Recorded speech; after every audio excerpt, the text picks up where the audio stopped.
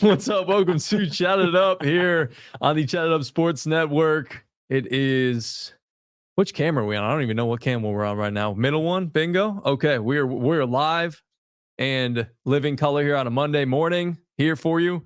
And we had a national championship game on Sunday on the women's side. We're going to talk a little bit about. We've also got a national championship game on the men's side that we're going to talk a little bit about as well. UConn and Purdue coming up. We got new coaches at University of Tennessee women's basketball. We also got a new Mocs women's basketball coach that we did not mention last time. We didn't get a chance to give her a shout out, so we will do that at some point here today. We might talk a little Falcons as well. Might throw a little football in there. But what's up? I'm Greg Larnard alongside Mr. Garrett Tolley to my right. It's good to see you, GT. Howdy, buddy. You got that sweet Baylor polo on. Let's get it. Miggie's got one of the most ugly hats I've ever seen. This is actually a fly hat. That hat is fly. Come on, like take your fandom out. Doo-doo, Mick Poo-Poo. Would you not rock this hat if it was Mets? Absolutely not. If it was a Mets hat? No. Well, if it was a Mets hat, yeah. Yeah, but you don't like all of the colorway? It's Braves. No, we can't roll the whole style of the hat's nice. Style of the hat's cool, but it just the front of it is so doo-doo, I can't see the rest of it. Hey, listen, Pete Alonso, that's my guy. And then Chase Green is here with us behind the scenes now because Joseph is not with us. He's traveling back from Florida, and man's a little tired. Yeah. Yes. Gonna keep battling. So Chase is here with us, pushing the buttons and keeping us going as well. All right, boys. So right away, just off the top, I just want to talk a little bit about this national championship game for the women's basketball is growing. Yeah. Right. We're all having a moment in accordance to that. How in the world is a national championship game in the middle of a day on a Sunday? How are we having a national championship game in the middle of the day on a Sunday? This is not the NFL. This just feels wrong. See, I'm on the opposite camp. I think it feels right. I don't like what the guys are doing with the game being tonight so late. Well, you know why they're doing that? Why is that? Because of the West Coast people. Yeah. You know, that game is starting local time at 7:20. Yeah. That's why they're doing it prime time, local time in Phoenix.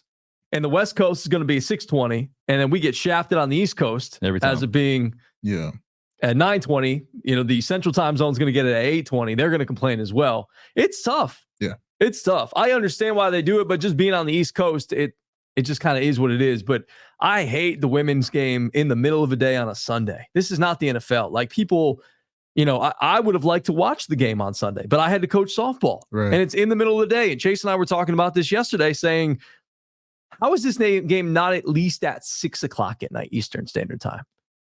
At least 6 o'clock. Like 7 o'clock, I think would be the perfect time for it. Yeah. Because it would be 4 o'clock West Coast time. Then you'd have 7 o'clock, Mountain Time or whatever. And then you'd have the Central Time Zone. It'd be at 6. Right. It would feel better. But I feel like there's so many people. And I remember last year's game, just being home on a Sunday, not realizing the game was at middle of the day, whenever it was, 3, 2 o'clock. I mean, what else is on tonight? I was just looking at that. Like, is there like an award show, like the Oscars? So. There's probably like Sunday night baseball on. Nobody wants Rangers to watch versus Astros tonight at 7:10. I'm good on that. You got some NBA games. We are recording this on Sunday. We were trying to make it like Monday, but yeah, we are. So GT gave it. Y'all give it away. But anyways, as Chase always says, podcast life is podcast life. Podcast life. Yeah. So to me, it's a big miss. And I love what Dawn Staley said after the game. Like, the Gamecocks, they defeated Iowa 87-75, national champions, undefeated 38-0. Like, shout out to Dawn Staley and her crew. They were awesome. And she gave a big old shout out to Caitlin Clark after the game on the podium. Oh, yeah. I mean, what did she say? For what she's done for women's college basketball, acknowledging that she is a superstar in their game, and she's done a lot to lift the game of women's college basketball up. She acknowledged that. South Carolina had a better team. That's what it came down to. Just like last year, LSU had a better team. Yep. They have the best player, but they had a better team. Malcolm and I were talking about this on, I guess right before the pod. Yeah. This is like one of the first years where I think the general public could name more women's basketball players in college than men. I think between Reese, Clark, I can never say her name. Haley Van Lith or whatever. No, it's Buckner. Paige. Buckner. Buckner. No, it's not Buckner. It's Paige. What's her last name, Chase? Beckers. There we go. Beckers. Jeez, Juju on USC. I mean, Yeah. like, average public just knows Edey and Connect, I would say. Yeah. No, I think there's a couple of more. I mean, what? Rob pieces. Dillingham. Yeah. Who else? But like, I don't think Roach. the general public knows that, right? I mean, it's a big name on Duke. Filipowski. Filipowski. Yeah. But like the fact that there's even the fact that I can name 4 players from the women's side. I mean, I think that says a lot about the game where it's going. I mean, I really didn't have that. So scores aside, game aside, you're right. South Carolina had the better team, but this has been the best women's college basketball season the last like 20 years. Yeah. I think that last year was pretty damn good too. Like that's when it's really started. You get that rivalry between LSU and Iowa and Caitlin Clark and Kim Mulkey. Like that little bit of a rivalry, and that carried over to this year. What you're saying, I think it elevated this year from where it was last year. Because last year was like, okay, Caitlin Clark's pretty freaking awesome. And then it was them versus LSU in the national championship game. They kind of raced them a little bit. Kim Mulkey, Angel Reese with the whole like, hey, put that ring on my finger type of thing. And then them beating them, getting their revenge. And then that game in the Final Four between Caitlin Clark and Paige Beckers, like that was a great game coming down to the wire. Yeah. Horrible call by the refs, though. I'll just say it. I'm sorry. I didn't see it, to be honest with you. I didn't watch it. It was a foul, but in that moment, I mean, I would have liked to make that call. It's hard to make that call. Like you just called the whole game right there off of a somewhat moving screen, but neither here nor there. They were letting them play for sure. I think it was the good call. I do personally. I would have loved. I hate it for it to be decided there, but one play doesn't decide a game. I think it was a good call. No, it definitely doesn't in any sport. But Paige was going to have an open look. I know. And that was the whole thing. It was like, you just squeezed me hard on that and one. Gino used to get those calls. Pissed. Oh, dude. Yeah. He was pissed. He was beside himself. Yeah. Absolutely beside himself. And I understand why, obviously. But can I ask, with Caitlin not winning, a national championship, is that a blemish or an asterisk on her resume? Like, it's kind of like Peyton Manning never beating Florida or winning a natty at Tennessee. Like, it's Peyton freaking Manning. Like, it's Caitlin Clark. But, like, when we're just talking about college, like, is there a blemish there? Like, what do you mean when you say blemish? Like, I mean... Job's not done. Yeah, like, she's great and all, but, like, if she was so great, why didn't she win a national title? Because the team wasn't the best. And they ran into 2 historically good teams. Like, with LSU and... She carried it. South Carolina. She carried it like LeBron carried the Cavs, and they're playing a Golden State. Yeah, that's how analogy. That's how I look at it. Like, I don't want to put her like next to LeBron, but she is like. I mean, she is the top scorer in all of collegiate basketball. Is she the best you've ever seen on the women's side? Yeah. No. Who is best I've ever seen? I mean. You go back to the likes of like a Lisa Leslie. Yeah. Dawn Staley was pretty good herself. Yeah. I mean, I was going to toss out, Maya Moore? UConn. You could talk about, there's a Diana Taurasi. Those girls at USC back in the 80s. Oh, yeah, like Reggie Miller's sister. I thought it was his mom. No, his sister. His sister. Yeah, his sister was Cheryl Miller, I believe it is. Yeah. She was cold. I think it was different because I think the game, it's just like basketball in general. The game is a lot more, I don't know, even across the board. Those were like Wilt Chamberlains in their day. Versus Caitlin Clark is the best shooter we have ever seen in women's college basketball. Very Steph Curry. I don't know about that. Give me someone else. y'all not going to talk about Sabrina? Lunescu? Yeah. She was better than Lunescu. Like wholeheartedly, period. Yeah. Better shooter. But Sabrina might be a better all-around player. Yeah. But Caitlin... She's the best shooter. She's the best shooter. Okay.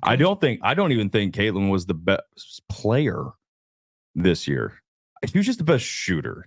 And I think, and I'm going to be hated for saying this, but like, I mean, the way she played was so good, but man, she took away so much of her stardom to me by just the way she plays. It's just like, she cries all the time. Yeah. She does look for a whistle, kind of like our guy in Purdue. Yeah. That I'm not going to mention. You're not getting any free pub out of us. No. Sorry. So, I mean, that was my thing. I mean, I thought Juju was nice. I mean, Juju is so cold. It's a reason Gino was like, hey, you need to go pro. It's He doesn't care about it. He don't want to play her again. No.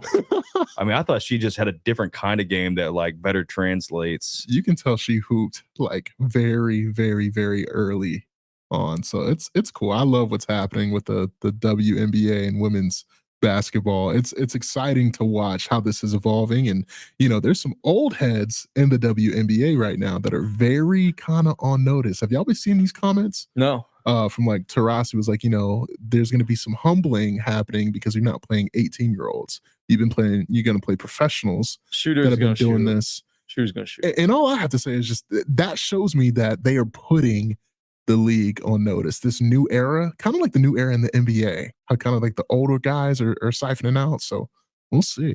Yeah. I mean, I'll say this. I'm more interested in the WNBA women's basketball than I ever have been. Yeah. And that's no slide on women. I think it's just a slide on us as viewers and where our attention spans lie. And this has been a conversation forever. I mean, shout out to the U.S. women's national team in soccer. I mean, they had a huge moment of saying we want to get paid like the men. Yeah.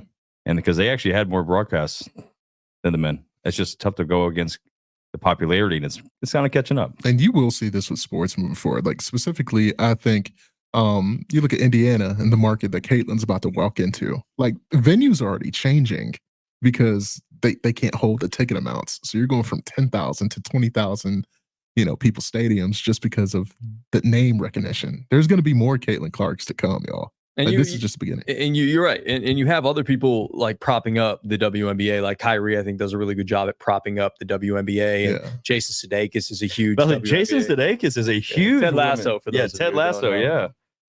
Kobe was amazing at propping up the WNBA. Yes. And his contributions to he had those, women's basketball. He was a real shout out to girl dads, man. He was a great girl dad. So girl dads are the best. They are the best for sure.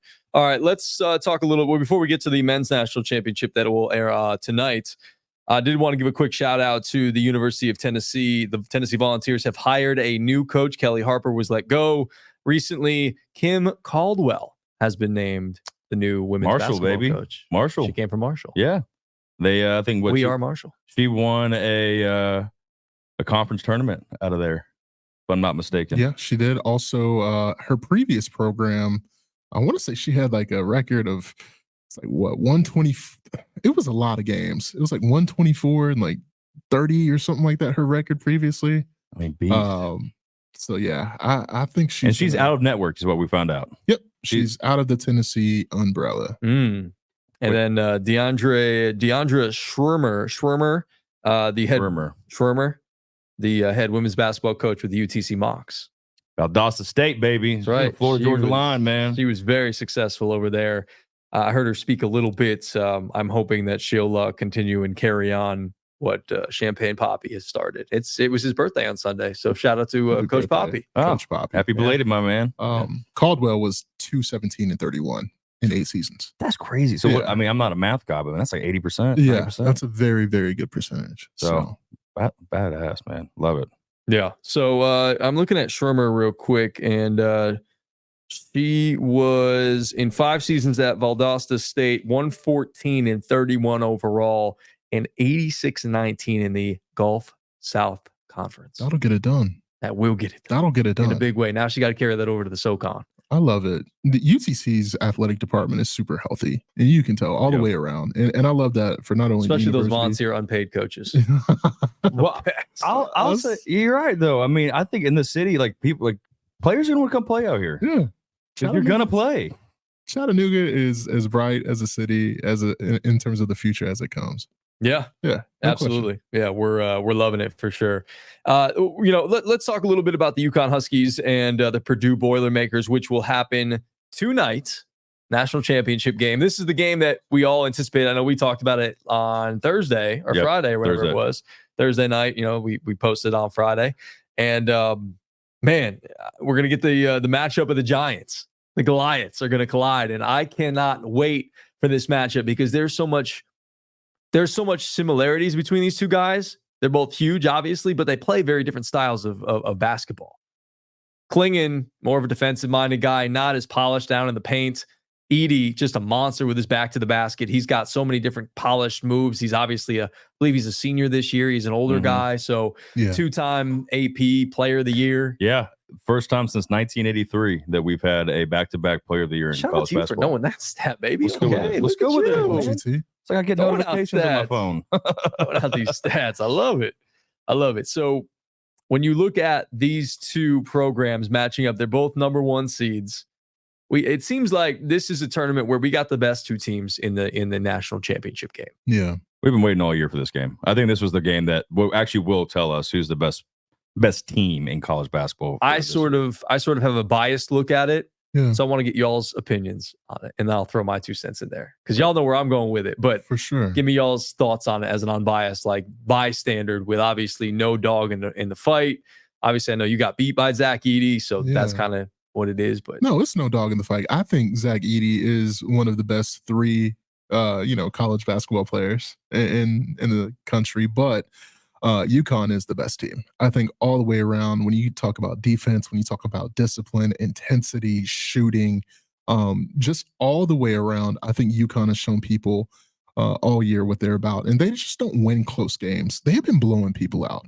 And they have been winning by double digits. I think that trend continues tonight. What was it, 11 straight games? Yeah. In tournament games? They won by 13 plus points. That doesn't happen, man. So, and they've been battle tested. So give me UConn by double digits. And I think Zach Edey has a stinker tonight. I really do. I think so too. I mean, I think we saw on the women's side. We're going to see it on the men's. The best player in the country does not win you the game. It just doesn't. Unless you're Michael Jordan. But other than that, UConn, they got 3-4 options. If one's not going, the other one steps up. If you got Zach Edey not going and you put it in the hands of Braden Smith or Fletcher Lawyer, like Smith is their number 2. But after that, it's a toss-up. Like you're going to have a DiVincenzo moment with one of these guys that says like, hey, I'm going to have to step up. Where our main guys can't. Lance Jones was a nice transfer this year. He was a good, a good piece there. Mason Gillis, he plays well as well as sort of the forward next to a guy like Zach Edey. But I'm with you guys. They're the best team in college basketball, and I think it really comes down to, and I think we saw this in the Final Four game where Stephon Castle, they weren't even guarding him. Right. They were daring him to shoot threes, and then Dan Hurley, the tactician that he is as a coach, said, "Hey, okay, if y'all are going to play off him, I'm going to use him in different ways, and I'm going to use him to beat you." And he was fantastic in that Final Four game. Had 21 points, led all scores for UConn, and they found a lot of ways to beat them. I'm really interested to see how Dan Hurley attacks Zach Edey. Does he scrape down and try to make another person beat them because they shoot threes really well? Or do they say, hey, Klingon, go to work and, just one-on-one? Let him roll. Like, that would be my thought process, but you just have to make sure Donovan Klingon doesn't get in foul trouble, because if he gets in foul trouble, I like Samson Johnson a lot. Dude's a player. Yeah. He's athletic, but he's a beanpole. That man's not going to have the girth to hang with a guy like Zach Edey. I love Tennessee's game plan and strategy, but Toby Awaka kind of went away from the script. Yeah. You get your backup in there to really handle the dirty work. Well, I mean, that game was on Awaka. Not Awaka. It was on Edu. Yeah. He just didn't have it. Like, no, he didn't. No. He needed to be the guy to step up and guard him. And he just couldn't. My man, what's it? J.P. Estrella. Yeah. Did the best job guarding him. And he's a beanpole himself. Yeah. So I really do think this, and I hate to say this, it's all about officiating. And the trends that we've seen is that Purdue is going to have a friendly whistle tonight. We'll see, though. I don't know. I feel like UConn has that much of a differentiator with their that's just different than any other team that Purdue's played. And honestly, listen, I think Dan Hurley's the better coach too. I mean, I think from a schematic standpoint, I mean, the Hurley family is basketball royalty. That's good genes. Really good. Like their dad was, I think, the winningest high school basketball coach of all time. Yep. And fantastic. Yeah. I mean, so I just think from a schematic standpoint, I mean, he's collaborating with some goats right now that I don't think Purdue is. And they say Dan Hurley's a maniac. Yeah. Like, he is so obsessed with this thing and not sleeping, resting on his laurels about winning one championship. Hey, we're going to come back. We're going to do this again. Like, this is not a 1-year thing.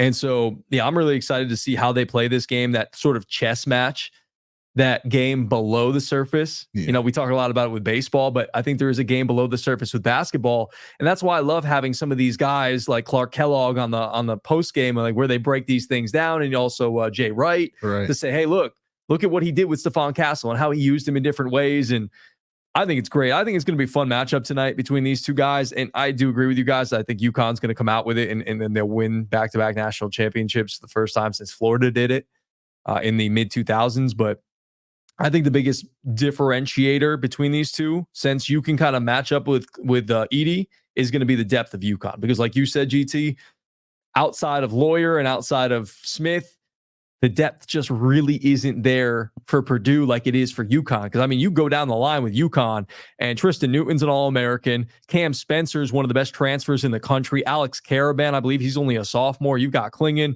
Stephon Castle you can throw at him. Hassan Diarra was the sixth man of the year in the Big East. Samson Johnson to back up Klingon.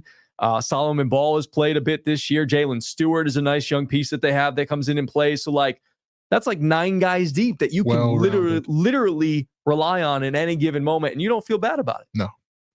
Meanwhile, you just have the best player in the country on the other side. So, but he's not Michael Jordan, man. And I'm saying he's just big, and if you can put a big on a big, as long as Klingon doesn't get in crazy foul trouble early, I mean, that might be the only way that they beat him. And I'm gonna be honest, dude. Does Edey don't make free throws all that much? But Zach Edey is the best big in college basketball since Joel Embiid.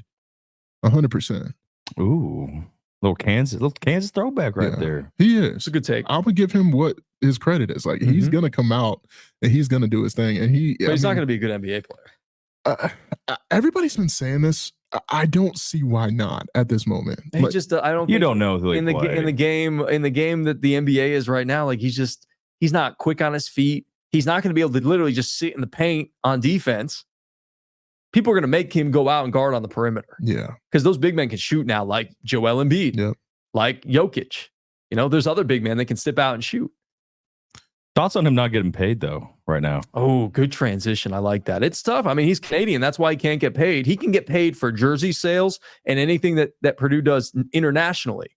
But right now on U.S. soil, with NIL money, he can't get paid, which is really tough. First time back-to-back player of the year since 1983, and he can't make a dime from an endorsement deal. Well, he's making some money. Well, he's making some nice passive income, but it's not as much as everybody else. Like, you see DJ Burns and Golke getting out here, getting these crazy NIL deals, and he's definitely lost out on money. You're not wrong about it. He's lost out on money for sure. Well, if I'm like in Toronto or something, can I get a deal? Yes. Like, yeah, if I'm Drake or something, I'm gonna lace him up. Like, you've done everything for Canada. Like, the least I could do is show you some love. But yeah, Edey can do NIL deals when he is home in Canada or when he or Purdue travels internationally, and he can make money off of jersey sales, which he described as passive income. And we all love passive income. Who doesn't love passive income? Passive income is great. It's the best thing. I would love to see Edey in OVO.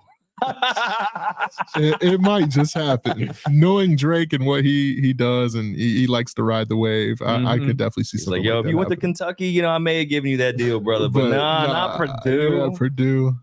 Well, we'll see. I don't know, man. Maybe the Raptors will draft him and he can get some nice endorsement money from him. I mean, it's just funny that he missed out on money, and we're thinking that he can't play in the NBA. Well, this is going to kind of set a precedent moving forward because there's a lot of international players coming to play college basketball. You're going to see it with Duke's class. They got quite a few next year. Duke will be nice next year. Duke is going to, if they don't win a championship. Dude, that player from Senegal? Bro. Well, he's on. That boy will steal your lunch and give it to your mama. He's at Purdue on a student visa right now. So if these international players are, hey, like they've got full-fledged citizenship, then they'll be fine. So he's authorized to work is what you're saying?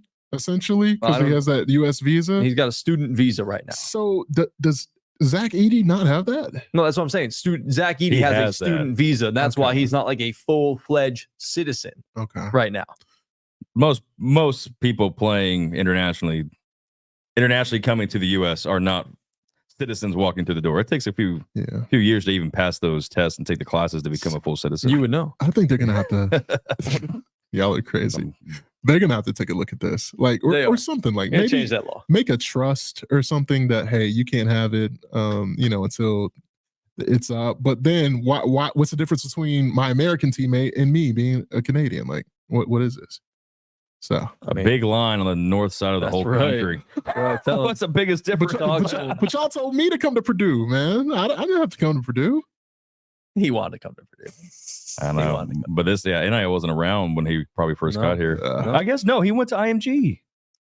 Did he? He went to IMG Academy. Yeah, that's crazy. So he's been out in here for a minute. So yeah, it is what it is. All right, so yeah, we're kind of all on UConn right now. It'll be a big upset if they don't win this game. The last thing that I want to just quickly touch on that Miggie's here, just talk a quick bit of NFL because there were some comments made by Desmond Ridder, and I think we need to talk about them. Okay. I need to get your thoughts on them. So let me pull them up real quick, and I'll read them to you. So Desmond Ridder, now a part of the Arizona Cardinals.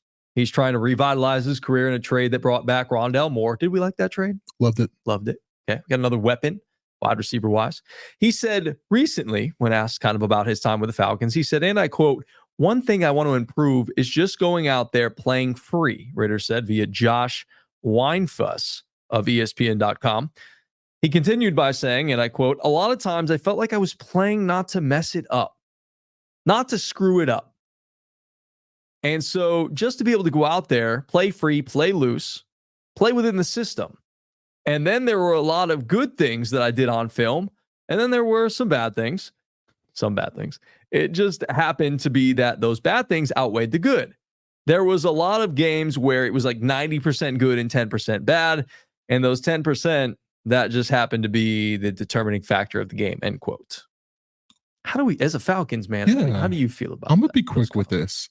Desmond had every single opportunity to shine and be the face of the franchise for the Atlanta Falcons, and he failed. Did he fail or did Arthur Smith fail? He failed. Who's more failed. To blame? He failed. Because I think there's a lot of people that would say no, it was on Arthur Smith. Play calling was there, and Arthur Smith, he did not have a quarterback that was worthy of executing his offense. I mean, we take a look at this.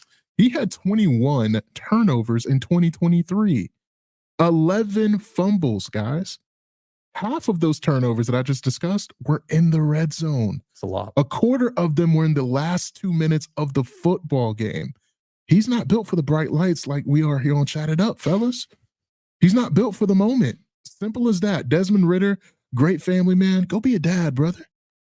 Just be a backup quarterback. Chase Daniel. Yeah, man. Go. Chad Haney's got rings, man. Go do it, man. Go collect the check. Hey, he'll be a backup quarterback with Kyler Murray there. That's fine. Collect the check. This is just not for you. You're just not built for it, and that's fine.